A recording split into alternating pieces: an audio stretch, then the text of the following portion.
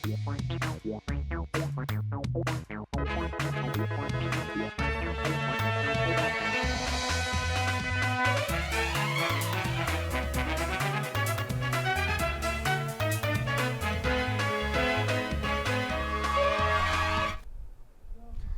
आप देख रहे हैं राष्ट्रीय समाचार और मैं हूं आपके साथ प्रिया पांडे। पहले एक नजर हेडलाइंस पर। भारतीय हथियारों का वैश्विक दम, आर्मेनिया ने पहली बार दिखाए एटैक्स, पिनाका और आकाश 1S जैसे स्वदेशी सिस्टम। आरएसएस शताब्दी कार्यक्रम में मोहन भागवत का संदेश, एकजुटता और सुरक्षा पर जोर, माइग्रेशन घुसपैठ को बताया बड़ा मुद्दा।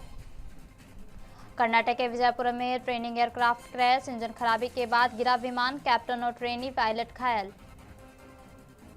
घुसखोर पंडित वेब सीरीज पर अमरोहा में विरोध तेज, ब्राह्मण सभा ने निर्माता निर्देशक समेत टीम के खिलाफ दी शिकायत। शिया मस्जिद हमले पर लखनऊ में उबाल, बड़े इमामबाड़े पर जोरदार प्रदर्शन, पाकिस्तान सरकार के खिलाफ नारेबाजी और पुतला दहन।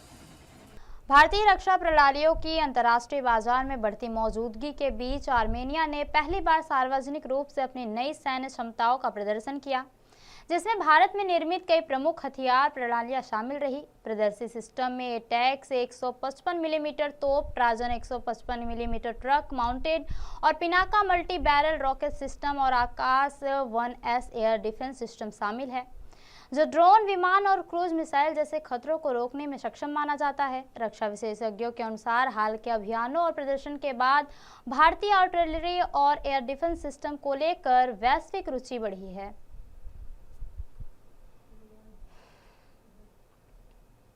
आरएसएस के 100वीं शताब्दी कार्यक्रम के दूसरे दिन संघ प्रमुख डॉक्टर मोहन भागवत ने अपने संबोधन में समाज की एकजुटता और सुरक्षा पर जोर दिया। उन्होंने कहा कि बांग्लादेश में करीब 1.25 करोड़ हिंदू रहते हैं और उन्हें एकता की विशेष आवश्यकता है। भागवत ने कहा कि समाज को संगठित रहने और सुरक्षा की तैयारियां मजबूत करने की जरूरत है तथा इसमें मेरा क्या है जैसी सोच से ऊपर उठना होगा। उन्होंने माइग्रेशन और घुसपैठ को भी जनसंख्या से जुड़े प्रमुख मुद्दे बताते हुए इस पर गंभीरता से ध्यान लेने की बात कही है।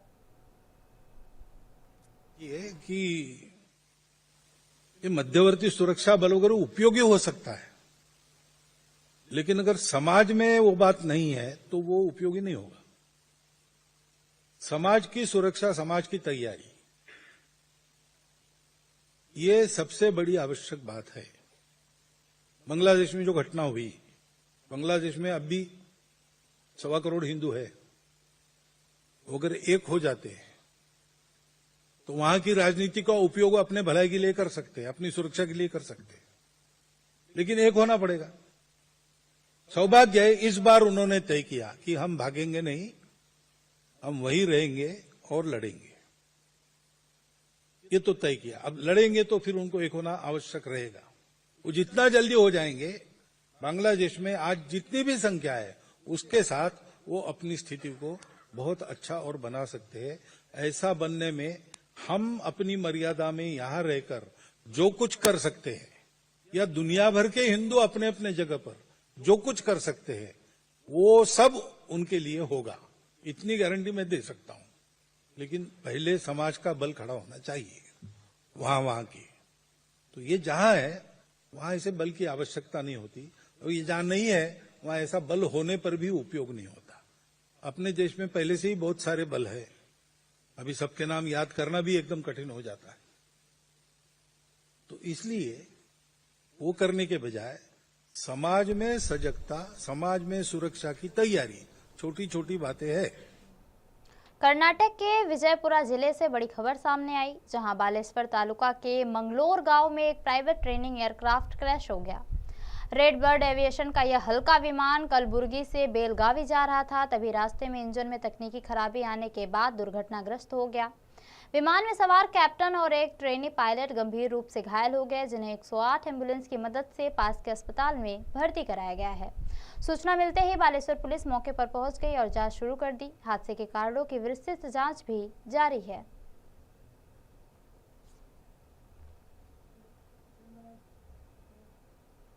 अमरोहा में वेब सीरीज घुसखोर पंडित को लेकर ब्राह्मण समाज का विरोध तेज हो गया है। ब्राह्मण सभा ने वेब सीरीज के निर्माता, निर्देशक और अभिनेता सहित पूरी टीम के खिलाफ पुलिस में शिकायत दर्ज कराई है। सभा के अध्यक्ष पंडित पवन कौशिक और महामंत्री पंडित मनु शर्मा के नेतृत्व में प्रतिनिधिमंडल और नगर कोतवाली पहुंचा और तहरीर सौंप कर आरोप लगाया कि वेब सीरीज का शीर्षक ब्राह्मण समाज की धार्मिक और जातिगत भावनाओं को ठेस पहुंचाता है। शिकायत में कहा गया है कि नेटफ्लिक्स पर प्रसारित इस सीरीज के जरिए समाज में विद्वेष फैलाने और सस्ती लोकप्रियता हासिल करने की कोशिश की जा रही है। ब्राह्मण सभा ने नेटफ्लिक्स निर्माता नीरज पांडे, निर्देशक रितेश शाह और अभिनेता मनोज बाजपेयी सहित अन्य लोगों के खिलाफ कार्रवाई की मांग की है। ब्राह्मण सभा अमरोहा के अध्यक्ष पंडित पवन कौशिक जी एवं हमारे नेतृत्व में एक प्रतिनिधि मंडल कोतवाल साहब से मिला है और कोतवाल साहब को हमारे द्वारा एक लिखित तहरीर दी गई है, जिसमें हमारे द्वारा एक हाल ही में जो एक वेब सीरीज प्रसारित की गई है, जिसका टाइटल जो नाम रखा गया है वो घूसखोर पंडित रखा गया है, उस पर हमें ऐतराज है, हमें आपत्ति है और हमारे साथ पूरे देश के ब्राह्मण समाज की धार्मिक भावनाएं जो है आहत हुई हैं, उससे सद्भाव बिगड़ने का पूरा अंदेशा है। इसी वजह से हमने उनको तहरीर दी है लिखित में और उस तहरीर पर मुकदमा दर्ज करने की मांग की है। इस संबंध में योगी जी के निर्देश पर हजरतगंज थाने के इंस्पेक्टर साहब द्वारा भी एक मुकदमा कल पंजीकृत कराया गया था। तो हमने ये मांग कोतवाल साहब से की है कि हमारी तरफ से भी एक मुकदमा जो है उस फिल्म वेब सीरीज के निर्देशक रितेश शाह और निर्माता नीरज पांडे और उसके अभिनेता मनोज बाजपेयी के विरुद्ध जो है मुकदमा दर्ज करने की कृपा करें, ये हमने उनसे मांग। पाकिस्तान में शिया मस्जिद पर हुए आतंकी हमले के खिलाफ लखनऊ में जोरदार विरोध प्रदर्शन किया गया। हुसैनी टाइगर के बैनर तले बड़ी संख्या में लोग ऐतिहासिक बड़े इमाम बाड़े पर एकत्र हुए और पाकिस्तान सरकार के खिलाफ जमकर नारेबाजी की। प्रदर्शनकारियों ने पाकिस्तान मुर्दाबाद, शहबाज शरीफ मुर्दाबाद और आसिफ मुनीर मुर्दाबाद के नारे लगाए और पाकिस्तान की नीतियों की कड़ी निंदा भी की। इसी दौरान शहबाज शरीफ और पाकिस्तान सेना प्रमुख आसिफ मुनीर के पुतले भी फूके गए। प्रदर्शनकारियों का कहना था कि पाकिस्तान में लगातार अल्पसंख्यकों, खासकर शिया समुदाय को निशाना बनाया जा रहा है और आतंकी हमलों पर वहां की सरकार मूक दर्शक बनी हुई है। उन्होंने हमले में मारे गए निर्दोष लोगों को न्याय दिलाने और दोषियों के खिलाफ सख्त कार्रवाई की मांग की है। इस विरोध में प्रदर्शन में शिया वक्फ बोर्ड के अध्यक्ष अली जैद भी शामिल हुए, जिन्होंने पाकिस्तान सरकार पर आतंकियों के संरक्षण देने का आरोप लगाया और अंतर्राष्ट्रीय मंचों पर इस मुद्दे को उठाने की अपील की है। प्रदर्शन के दौरान पूरे इलाके में भारी पुलिस बल तैनात रहा और माहौल शांतिपूर्ण बना रहा। 50 सालों से ज्यादा समय बीत चुका है कि जब पाकिस्तान के अंदर शियों की टारगेट किलिंग हो रही है, शियों को निशाना बना बना के मारा जा रहा है। आज अगर आप देखें जिस तरह से गत फ्राइडे की नमाज के बाद एक आत्मघाती हमला इस्लामाबाद के बाद 2 आतंकवादी और 250 से ज्यादा लोग, छोटे छोटे बच्चे भी शामिल उनको भी शहीद किया गया है। किसी को धार्मिक क्रियाकलापों में जो क्रिया है पाकिस्तान के लोगों द्वारा हमेशा अपनाई गई है। तो ये एक मुल्क नहीं है, ये एक आतंकवादी संगठन है और इस आतंकवादी संगठन को पूरे विश्व में बैन होना चाहिए, प्रतिबंधित होना चाहिए, इनकी एम्बेसियों को खत्म होना चाहिए। हम भारत सरकार से मांग करते हैं कि भारत से पाकिस्तान की एम्बेसी को हमेशा के लिए खदेड़ा जाए और यहाँ से उनके मुदाखलात खत्म किए जाएं। पाकिस्तान से किसी भी प्रकार के क्रियाकलाप, किसी प्रकार की वार्तालाप होना बिल्कुल ही एक गैर इंसानी क्रम है, एक गैर इंसानी काम है। इसलिए किसी भी हालत में इस पवित्र धरती के ऊपर उनका कोई भी व्यक्ति प्रवेश नहीं करना चाहिए। पश्चिम बंगाल के मुर्शिदाबाद में बन रही नई बाबरी मस्जिद को लेकर लखनऊ में जगह जगह पोस्टर लगाए गए हैं। पोस्टरों में लिखा गया है, हुमायूं हम आएंगे, बाबरी फिर से गिराएंगे, बटोगे तो कटोगे। पोस्टरों में हुमायूं कबीर को मुगल आक्रांता के रूप में और ममता बनर्जी की फोटो भी दिखाई गई है। विश्व हिंदू रक्षा परिषद ने इन पोस्टरों के माध्यम से 10 फरवरी को मुर्शिदाबाद में आर पार की कार्रवाई का ऐलान किया है। 11 फरवरी से मुर्शिदाबाद में नई बाबरी मस्जिद का निर्माण कार्य शुरू होने वाला है। लखनऊ के 1090 चौराहा, अंबेडकर चौराहा, हजरतगंज चौराहा समेत शहर के विभिन्न हिस्सों में पोस्टर लगाए गए हैं। जय श्री राम साथियों, मैं गोपाल राय, अंतर्राष्ट्रीय अध्यक्ष विश्व हिंदू रक्षा परिषद। आप सभी देशवासियों से एक निवेदन मेरा है कि बाबरी मस्जिद अयोध्या में बनाने के लिए सनातन धर्म के लोगों ने कितनी कुर्बानी झेली, कितने लोगों की हत्या हुई, आप सभी लोगों ने देखा और बाबर जो आक्रमणकारी था उसकी ये देन थी। आज उसी के नाम पर पश्चिम बंगाल के मुर्शिदाबाद में तृणमूल कांग्रेस का एक विधायक हुमायूं कबीर, जो फिर से 11 तारीख को उसने नींव रखने की बात किया है। मैं आप सभी लोगों से निवेदन करता हूं कि जितने सनातनी भाई हैं देश में, आज वहां पर हम सभी लोग तैयारी कर लें कि हम लोग 10 तारीख को निकलें और वहां 11 तारीख को सुबह उसका प्रदर्शन करें। और साथ में अगर स्थिति अगर वो आएगी तो हम लोग कब्र भी खोदने का काम करेंगे हुमायूं कबीर की। और सबसे बड़ी चीज ये है कि वहां के मुख्यमंत्री जो हिंदुओं की विरोधी सरकार चल रही है उसको भी उखाड़ फेंकना है, क्योंकि आज हमारे हिंदू नहीं है, सनातन नहीं है, तो हमारा देश भी नहीं है। ऐसी स्थिति में हम लोगों को न बटना चाहिए न कटने की स्थिति पैदा करनी चाहिए। तो हम सभी से निवेदन करते हैं कि अधिक से अधिक संख्या में वहां पहुंचे, क्योंकि बांग्लादेश में लगातार आज भी बांग्लादेशी आ रहे हैं और आकर के हमारे देश में करोड़ों की संख्या बढ़ा चुके हैं। अगर हम आप चुप बैठेंगे तो आने वाली जो हमारी कौम है, हमारे बच्चे हैं, वो निश्चित रूप से माफ नहीं करेंगे। जय श्री राम। सर, मुंबई में आयोजित आरएसएस के शताब्दी समारोह को संबोधित करते हुए संघ प्रमुख डॉक्टर मोहन भागवत ने अपने कार्यकाल और जिम्मेदारी को लेकर अहम बात कही। उन्होंने बताया कि 75 वर्ष पूरे होने पर उन्होंने स्वयं कार्यकर्ताओं से कहा था कि अब उनका समय पूरा हो गया है, लेकिन कार्यकर्ताओं ने उन्हें काम जारी रखने के लिए कहा। भागवत ने कहा कि उनका पद पर बने रहना उनकी व्यक्तिगत इच्छा का नहीं बल्कि संघ के निर्णय का विषय है। उन्होंने स्पष्ट किया कि संघ में जिम्मेदारी से औपचारिक रूप से मुक्त होने के बाद भी संगठन का कार्य जीवन भर चलता रहा है और स्वयं सेवक का दायित्व कभी समाप्त नहीं होता है। होती है निवृत्ति कभी भी हो सकती है, कार्य से निवृत्ति जीवन भर नहीं होती। मरते दम तक कार्य करते रहते लोग ऐसे भी है, जब तक शरीर चलता है तब तक काम करते हैं। लेकिन किसी दायित्व पर रहना, ये सामान्यतः ऐसा सोचते हैं हम कि 75 की आयु के बाद बिना दायित्व के काम करना चाहिए।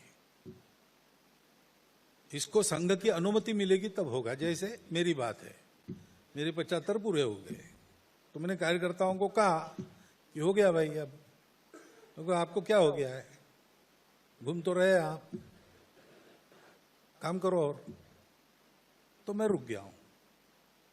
मैं यहां रहूं ये मेरी इच्छा नहीं है, कार्यकर्ता की रहती नहीं है। मैं यहां न रहूं ये भी मेरा ऑप्शन नहीं है, संघ का ऑप्शन है। तो संघ जब कहेगा तब दायित्व से निवृत्ति, कार्य से निवृत्ति नहीं। दायित्व से निवृत्त होने के बाद भी संघ का काम तो मित्रता जोड़ना, अपने उदाहरण से सिखाना होने के कारण जीवन भर काम चलते रहता है। सक्रियता भी, शरीर की सक्रियता तब तक बनी रहती है। और निवृत्ति की कोई निश्चित पद्धति नहीं है। निवृत्त में जब कोई व्यक्ति कहता है कि मुझे होना है तो क्या कारण है वगैरह देखकर जितना हो सकता है आखिरी बूंद चूस लेने तक उसको हम निवृत्त नहीं होने देते, ऐसा है। और निवृत्त करना पड़े किसी को, ऐसा समय अभी तक आया नहीं। वो न आए ऐसी इच्छा है। ग्रेटर नोएडा के सेक्टर 144 में एक निर्माणाधीन बिल्डिंग की सेंटरिंग ढांचा अचानक गिरने से बड़ा हादसा हो गया। इस दुर्घटना में 2 मजदूरों की मौके पर ही मौत हो गई, जबकि एक मजदूर गंभीर रूप से घायल हो गया, जिसे तुरंत अस्पताल में भर्ती कर इलाज शुरू किया गया है। जानकारी के अनुसार इमारत का निर्माण श्री महावीर कंस्ट्रक्शन कंपनी द्वारा कराया जा रहा था और घटना की सूचना मिलते ही पुलिस मौके पर पहुंची और जांच शुरू कर दी है।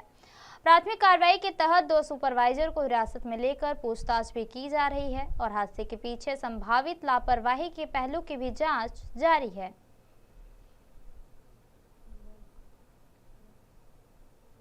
राजस्थान के कोटा में जवाहर नगर थाना क्षेत्र के ओपरा हॉस्पिटल रोड स्थित एक रेस्टोरेंट की 2 मंजिला इमारत शनिवार रात अचानक ढह गई, जिससे बड़ा हादसा हो गया। घटना के समय रेस्टोरेंट में ग्राहक और स्टाफ मौजूद थे और मलबे में कई लोगों के दबने की आशंका जताई जा रही है। प्रशासन ने त्वरित रेस्क्यू ऑपरेशन चलाकर 15 लोगों को बाहर निकाला।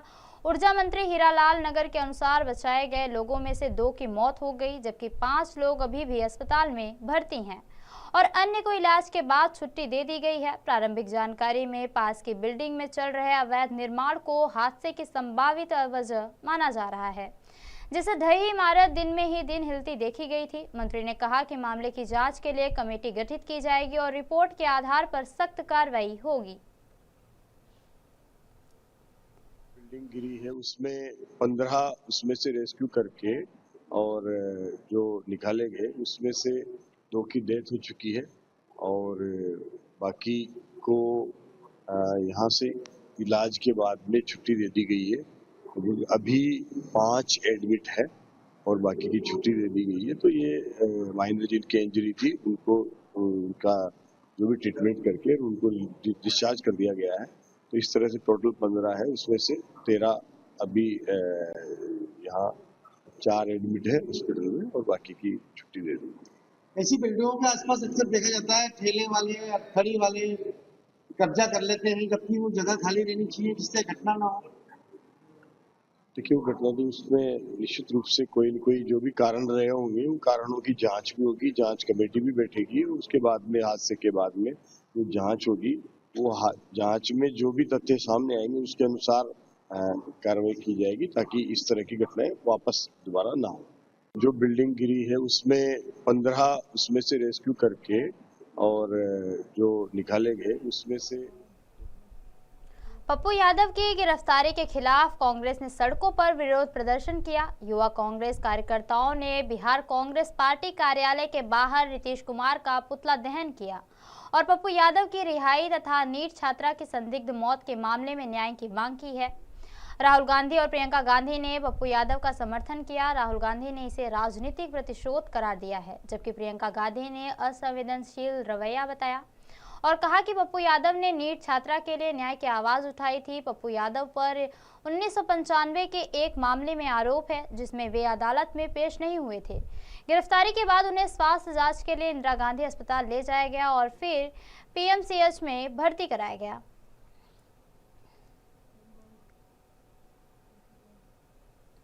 दिल्ली की मुख्यमंत्री रेखा गुप्ता सरकार के 1 साल पूरे होने पर आज रामलीला मैदान में विशेष कार्यक्रम आयोजित किया गया, जहां सीएम ने डीटीसी की 500 नई इलेक्ट्रिक बसों का हरी झंडी दिखाई।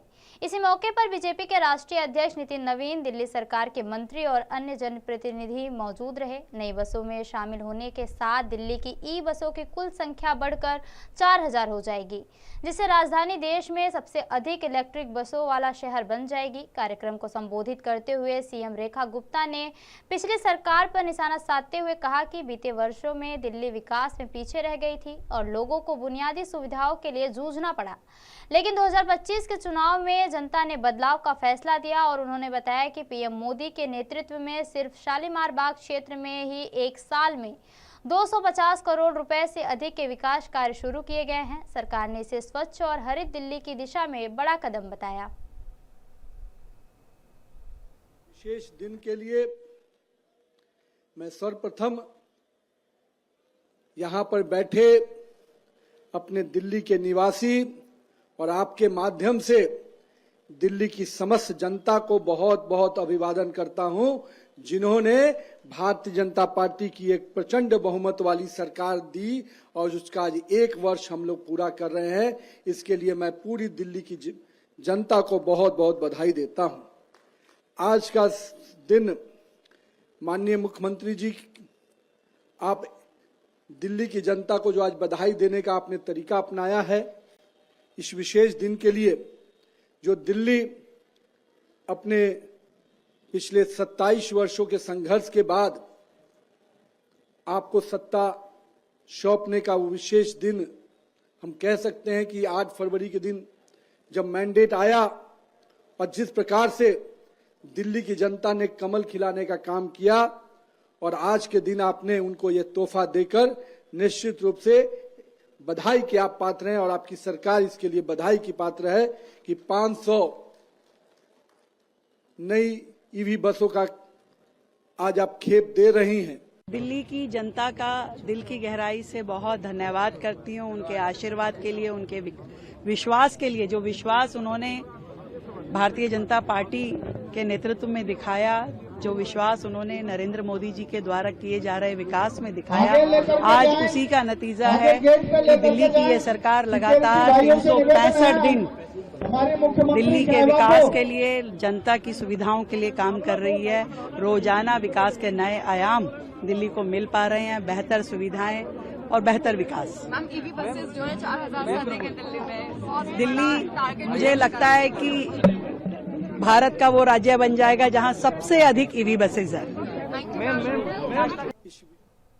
गुजरात सरकार की मंत्री रिवाबा जडेजा ने आईसीसी T20 वर्ल्ड कप को लेकर भारतीय टीम को शुभकामनाएं दी है। उन्होंने कहा कि पिछले कुछ सालों में भारतीय टीम का प्रदर्शन शानदार रहा, चाहे वो युवा खिलाड़ी हो, दिव्यांग खिलाड़ी या महिला टीम जिसने वर्ल्ड कप जीता। मंत्री ने कहा कि आईसीसी T20 वर्ल्ड कप शुरू हो रहा है और पूरे देश को भरोसा है कि भारत जीत हासिल करेगा। भारत के अंडर 19 विश्व कप में जीत पर रिवाबा जडेजा ने टीम को बधाई दी और कहा कि ये खिलाड़ी देश के भविष्य हैं और वे बेहतरीन प्रदर्शन कर रहे हैं।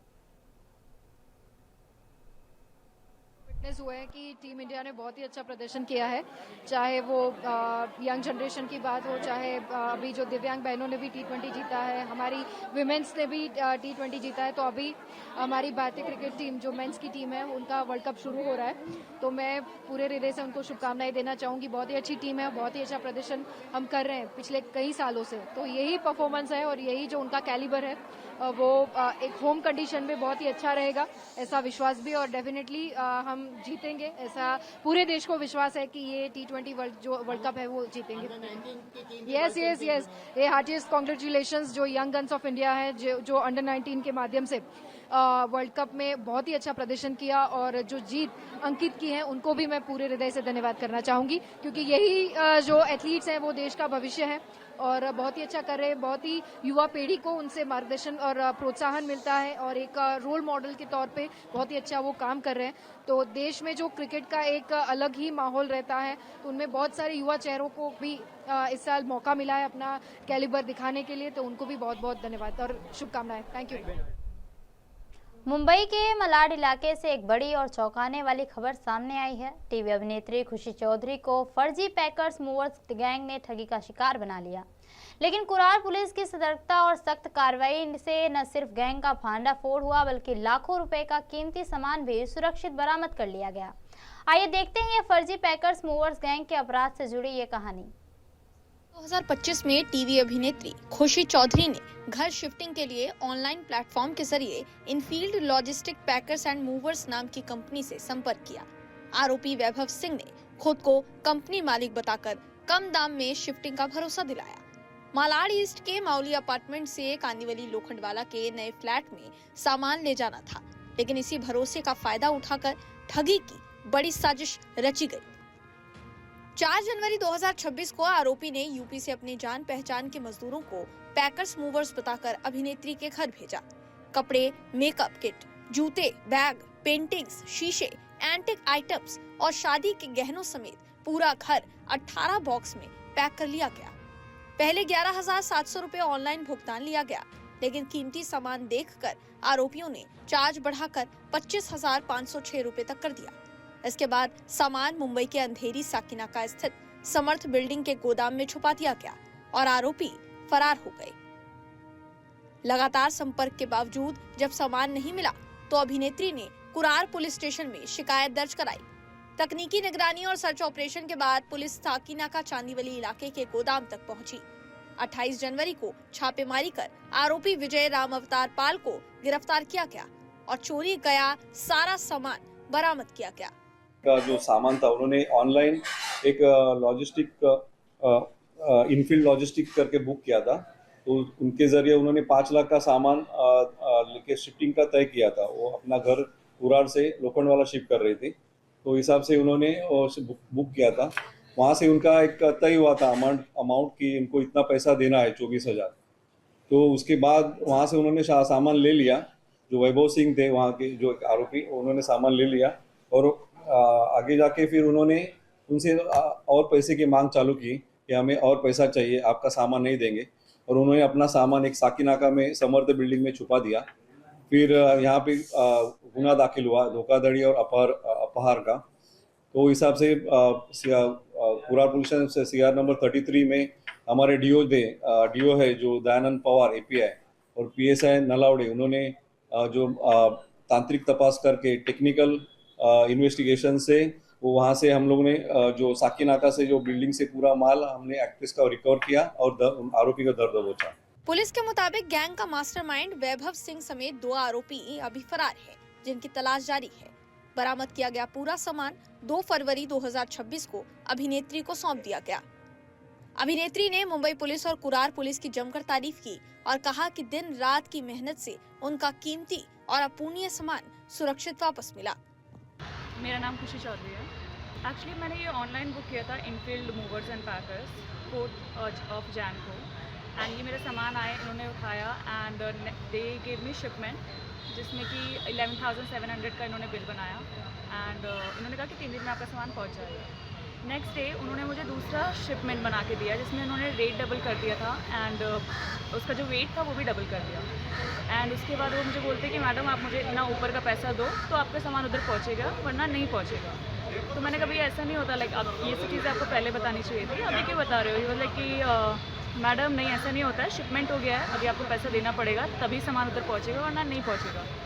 तो आई सेड कि यार लाइक भैया आप ले लो मुझसे पैसे, वापस दे दो, मुझे नहीं पहुँचाना। So he did that with me, like 1 महीने तक ये सब चला, रोज़ पैसे दे दो कॉल करके कि आपका सामान पहुँच जाएगा, इधर ख़राब हो रहा है। 1 महीने तक चला, फिर मैंने एफ.आई.आर की, लाइक 10 जैन को मैंने एफ.आई.आर की। देन कुरार पुलिस स्टेशन में उन्होंने फिर ट्रैक किया तो एक बंदा पकड़ा गया, उसके पास गोडाउन में, चांदीवली में आई थिंक गोडाउन है, वहाँ पे उन्होंने रेड मारी। सो वहाँ पे बहुत लोगों का और भी सामान है, तो मेरा सामान लकीली मिल गया पुलिस वालों ने। लाइक होप नहीं थी बट उन्होंने ढूंढ दिया मेरा सामान, luckily like I am so happy. But वो लड़का अभी आई थिंक यूपी में है, जहाँ तक कि सर ने मुझे बताया। जो दूसरा बंदा है वो यूपी में है, एक इनके पास है कस्टडी में। This is the case. So online I think नहीं करना चाहिए, वो स्कैम ही चल रहा है आजकल। बेसिकली आप ये सामान कहाँ पे शिफ्ट करा रहे थे और आप कहाँ रहती हैं? मैं यहीं रहती थी, मौली प्राइड, और अभी ये सामान मैं अपने घर भेज रही थी, तो गाजियाबाद।